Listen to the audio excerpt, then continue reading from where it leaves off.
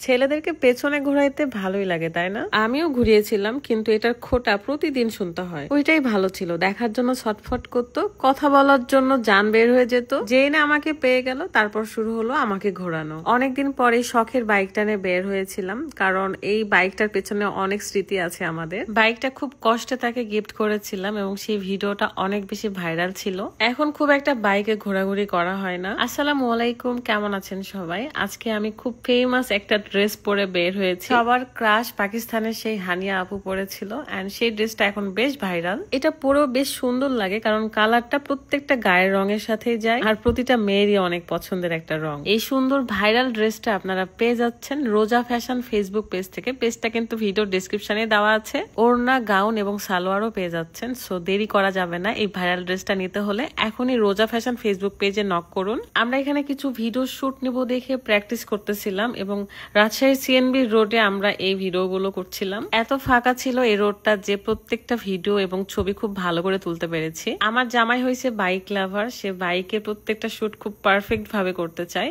এটা কিন্তু বেশ সুন্দর হয়েছে, আমার কাছে অনেক ভালো লাগছে। আরো অনেক ভালো ভালো ভিডিও শুট করা হয়েছে। তবে তার আগে একটু বলতে চাই, আপনি কিভাবে ঘরে বসে শুধু চা খাওয়ার মাধ্যমে ওজন কমাতে পারবেন। ইউনিক কালেকশন ফেসবুক পেজ থেকে নেওয়া এই অর্গানিক স্লিমিং টি, যেটা সকালে এবং রাত্রে খালি পেটে খেতে হয়। বর্তমানে ইউনিক কালেকশনের ফলোয়ার হচ্ছে 2,10,000। এটা ব্যতীত বাকি সব পেজ কিন্তু ফেক। লক্ষ্য রাখবেন, আমার ভিডিওর ক্যাপশনে যে পেজটা মেনশন করা থাকবে সেটাই হচ্ছে অরিজিনাল। আপনি যদি একটা কৌটা নিয়মিত সকাল এবং রাত্রে খান, তাহলে 1 মাসে 5 কেজি ওজন কমাতে পারবেন।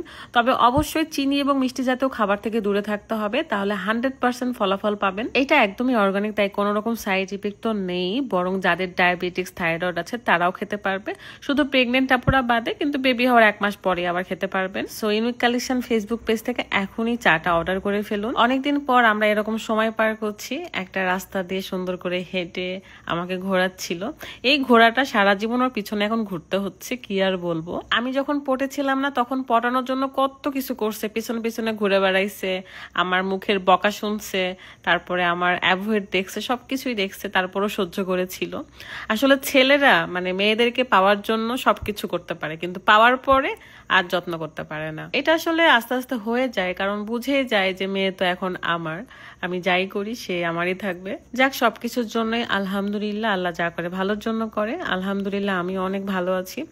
এই ভিডিওটা তার অনেক শখ ছিল করার, আর আমার ওড়নাটা তার ঘড়ির সাথে আটকে যায়। দেন আমি একটু মুস্কি হেসে চলে যাচ্ছিলাম, মানে প্রেমের শুরুতে যা হয় আর কি, এরকম একটা সিন করতেছিলাম। আচ্ছা, এই সুন্দর ড্রেসটাতে আমাকে কেমন লাগছে এটা কিন্তু কমেন্ট করতে ভুলবেন না। এখান থেকে একটু পরে আমরা সিমলার রাস্তায় যাই, এবং সেখানে গিয়ে একটা রিক্সা মামা নেমে আসছে আমাদের সাথে ছবি তোলার জন্য। আর এটা আমার কাছে অনেক ভালো লাগছে।